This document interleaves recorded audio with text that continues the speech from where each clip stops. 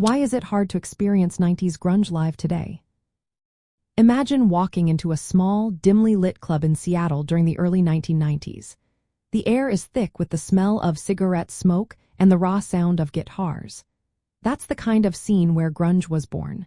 Now, fast forward to today, and it's clear why recreating that experience is not so simple. The original grunge scene was more than just music. It was a cultural movement rooted in a specific time and place.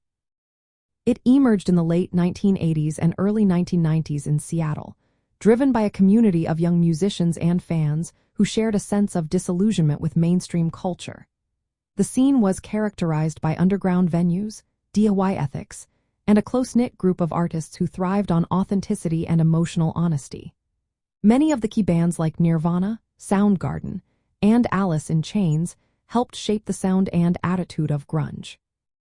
Sadly, most of these bands have disbanded or lost their original members. For example, Kurt Cobain of Nirvana and Chris Cornell of Soundgarden both passed away, leaving their music as a lasting legacy but making it impossible to experience their original energy live. Tribute bands and reunion tours try to fill that gap, but they often lack the spontaneous, rebellious spirit of the original shows. The live music scene has also changed a lot since the 1990s. Back then, concerts were often held in small clubs where the connection between band and audience was direct and intense.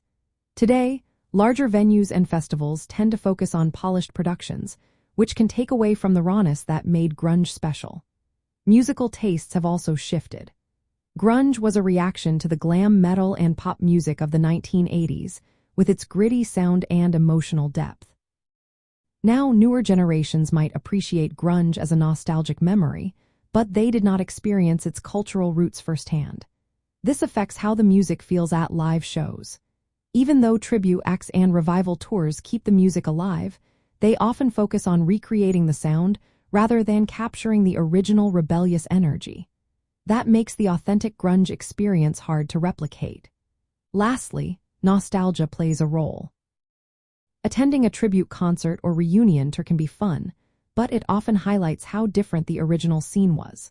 The social and emotional context that made grunge powerful in the 1990s is difficult to recreate decades later.